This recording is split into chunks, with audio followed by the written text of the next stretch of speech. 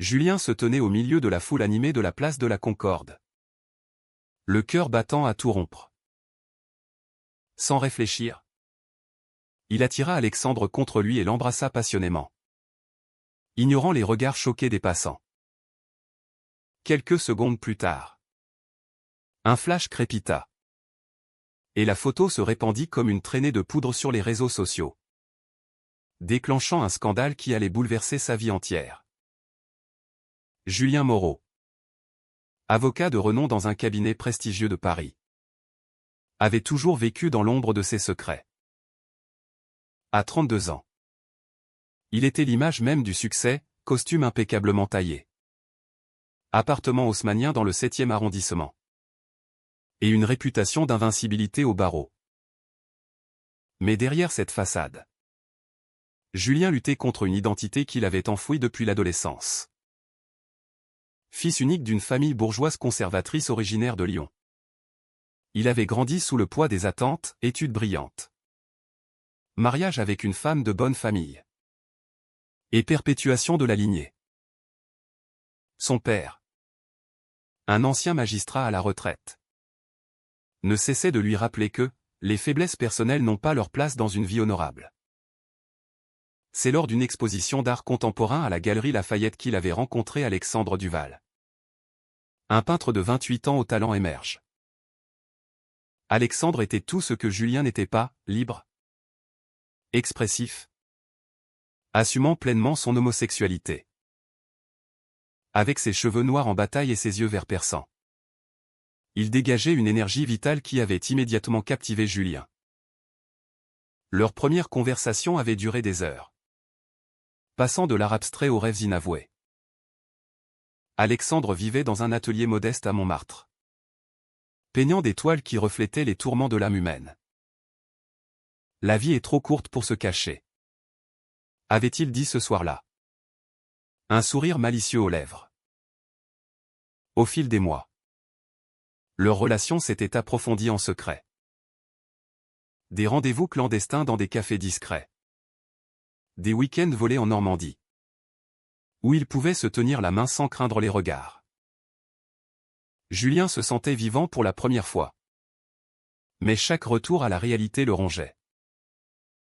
Sa mère, veuve depuis peu, organisait des dîners où elle invitait des jeunes femmes, idéales, pour lui.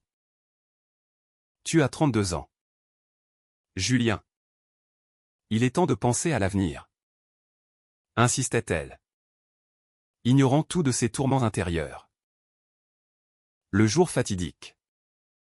Julien avait promis à Alexandre de faire un pas en avant.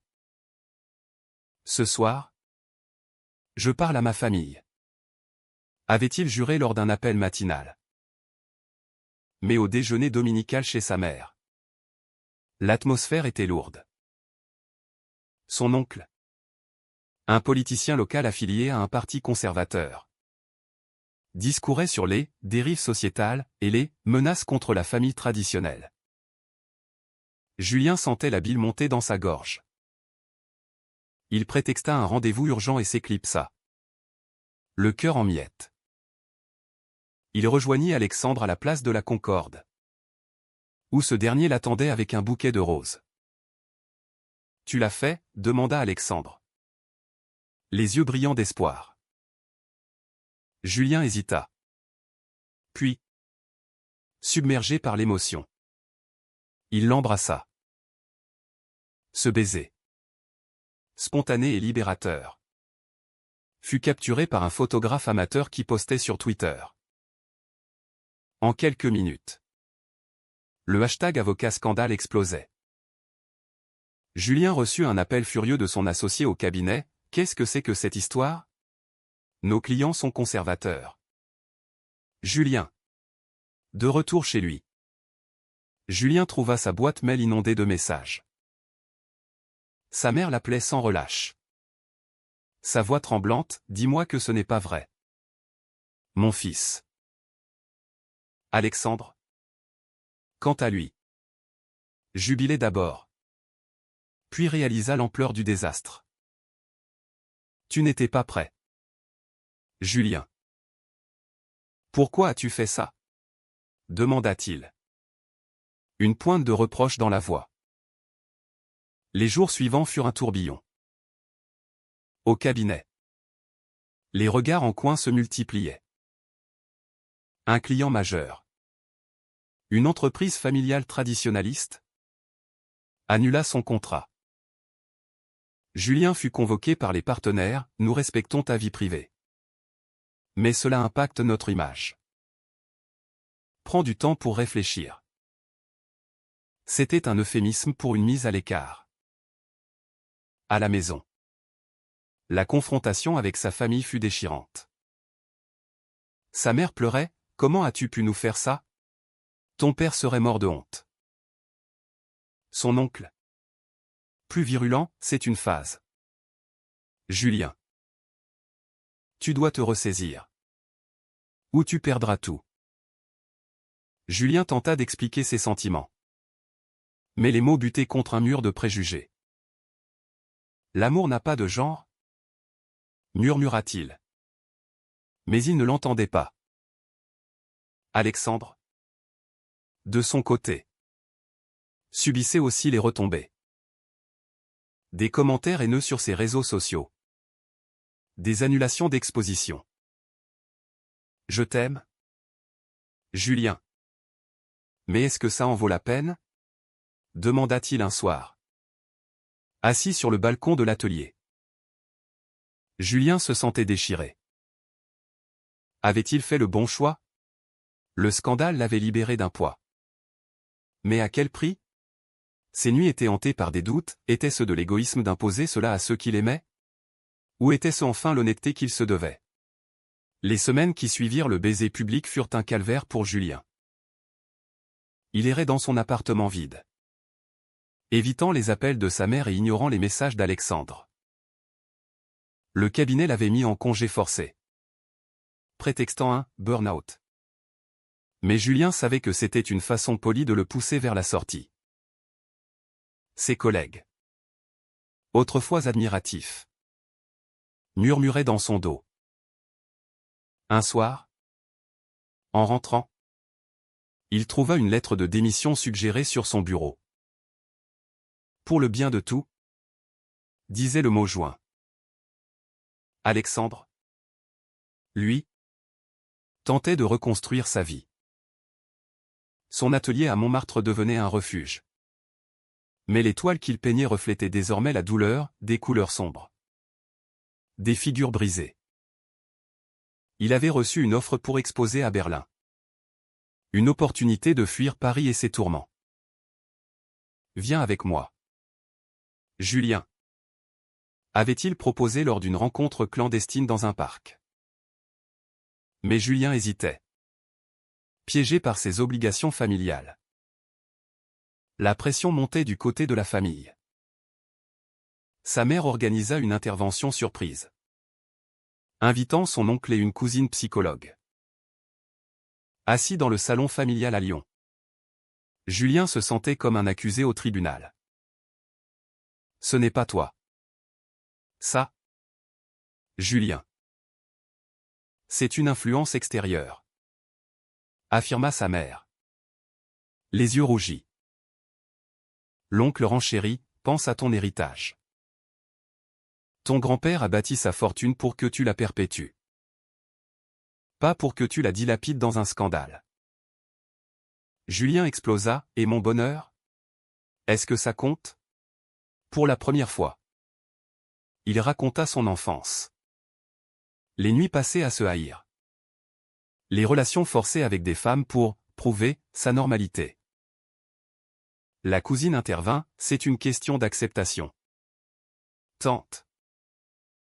Julien a le droit d'aimer qui il veut. Mais la mère balaya l'argument, pas dans notre monde. La société ne l'acceptera pas. De retour à Paris, Julien prit une décision radicale. Il contacta un journaliste progressiste pour une interview exclusive. Je veux raconter mon histoire, dit-il. L'article parut dans Libération, un avocat sort du placard, le prix de la vérité. Les réactions furent mitigées. Des soutiens de la communauté LGBT affluaient. Mais aussi des menaces anonymes. Son cabinet réagit en le licenciant officiellement, incompatibilité avec nos valeurs clients. Alexandre lut l'article et appela Julien. Tu es courageux. Mais est-ce que tu m'aimes vraiment? Demanda-t-il. Julien avoua ses doutes, j'ai peur de te perdre. Mais j'ai aussi peur de tout perdre. Leur relation, autrefois passionnée, se fissurait sous le poids des épreuves. Un soir, lors d'un dîner avec des amis communs, la tension éclata. Un ami d'Alexandre, ouvertement gai, accusa Julien, tu utilises Alex comme un jouet. Quand ça devient dur, tu recules. Julien se défendit, j'essaie de tout équilibrer. Mais Alexandre intervint, peut-être qu'il a raison. Je ne peux pas attendre éternellement. Julien rentra seul, ruminant ses choix. Avait-il trahi Alexandre en hésitant? Ou était-ce la société qui les trahissait tous les deux?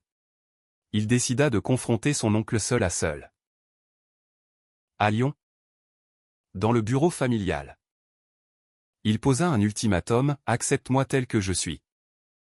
Ou perds-moi. L'oncle rit, tu es naïf. L'amour passe. La famille reste. Mais Julien tint bon. Il vendit son appartement parisien et accepta un poste dans un cabinet pro bono défendant les droits LGBT. C'était un downgrade financier. Mais une libération morale. Alexandre, impressionné, reporta son départ pour Berlin. Donnons-nous une chance, dit-il. Pourtant, les ombres persistaient.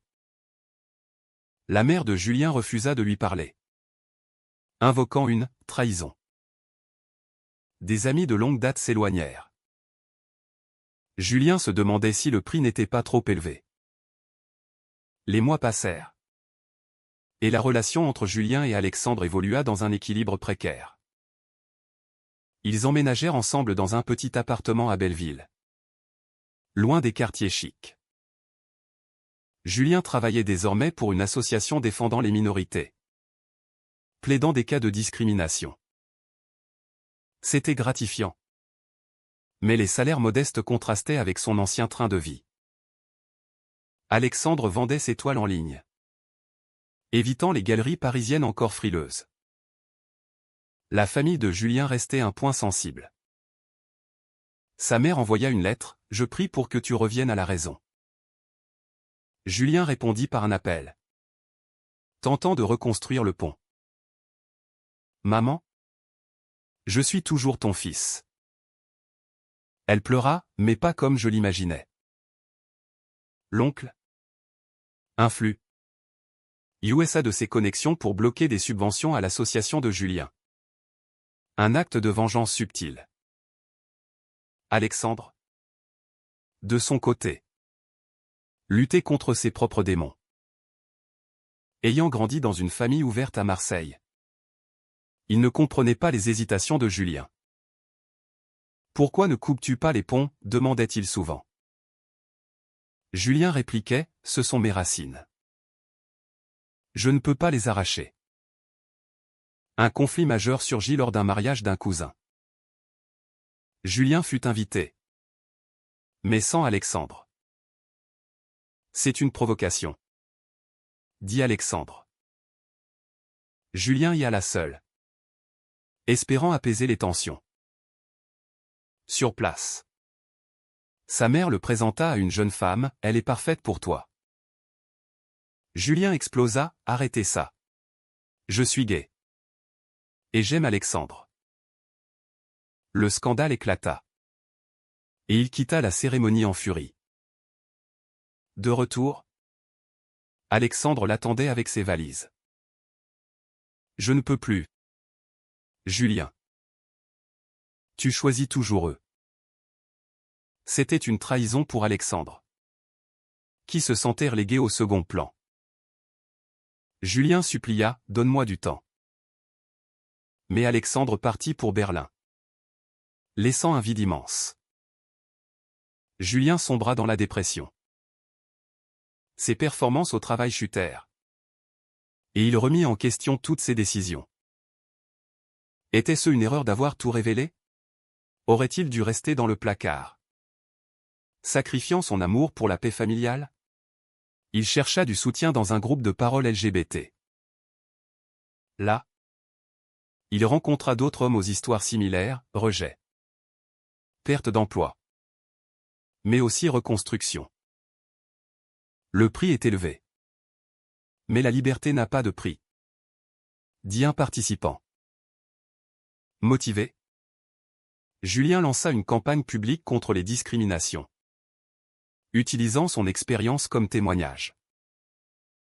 L'oncle contre-attaqua via les médias conservateurs, le dépeignant comme un « opportuniste ». La mère, déchirée, contacta Julien, « Je ne comprends pas. Mais je t'aime. Viens dîner seul. » Julien accepta, espérant un progrès. Au dîner, elle admit, « J'ai peur pour toi. Dans ce monde cruel. » Pour la première fois, ils parlèrent ouvertement. Julien pleura, « J'ai besoin de ton soutien. Pas de ton jugement. » Pendant ce temps, Alexandre à Berlin regrettait sa décision. Il envoya un message, « Tu me manques. » Julien répondit, « Reviens. On affrontera ça ensemble. » La réconciliation avec Alexandre fut fragile. Il revint à Paris. Mais avec des conditions, plus de secrets. Plus d'hésitation. Ils reprirent leur vie commune. Mais les cicatrices restaient. Julien continua son combat juridique, gagnant un procès emblématique contre une entreprise discriminante. Cela lui valut une reconnaissance médiatique positive, contrebalançant les attaques de son oncle. La famille évolua lentement. La mère invita Alexandre à un déjeuner timide. « Je fais des efforts » dit-elle. Alexandre, charmant, la conquit peu à peu avec ses histoires d'art. L'oncle, isolé par ses propres scandales politiques, s'éloigna. Pourtant, un ultime coup de théâtre survint. Julien découvrit que son père, décédé, avait eu une liaison secrète avec un homme dans sa jeunesse. Une lettre cachée dans les affaires familiales révélait tout, « J'ai choisi la sécurité. Mais j'ai regretté chaque jour. » Cela ébranla Julien, son père avait vécu la même lutte, sacrifiant son authenticité pour les apparences. Il confronta sa mère, « Pourquoi ne m'as-tu rien dit ?» Elle avoua, « Pour te protéger. » Mais peut-être que j'ai eu tort. Cette révélation fut un tournant. Julien comprit que ses choix n'étaient pas isolés, mais ancrés dans une histoire familiale de répression. Avec Alexandre, ils décidèrent de se marier civilement. Un acte de défiance et d'amour. La cérémonie fut intime, avec quelques amis et la mère de Julien présente. Larmes aux yeux. « Je suis fière de toi, » murmura-t-elle. Mais le bonheur était teinté d'amertume. Julien avait perdu des amis, sa carrière prestigieuse, et une partie de sa famille. Alexandre avait sacrifié des opportunités pour rester. Était-il plus fort? Ou les dommages étaient-ils irréparables? Au fil du temps, Julien écrivit un livre sur son parcours, inspirant d'autres. Alexandre exposa une série de toiles intitulée « Libération », vendue à guichet fermé. Pourtant, dans les moments de doute, Julien se demandait si tout cela en valait la peine. Avait-il fait le bon choix en embrassant Alexandre ce jour-là? Ou aurait-il dû préserver l'illusion pour éviter la douleur? La vie continuait. avec ses joies et ses peines. Julien et Alexandre, main dans la main, affrontaient l'avenir, conscients que l'amour vrai exigeait des sacrifices constants. Était-ce la bonne décision de tout révéler? Au risque de tout perdre?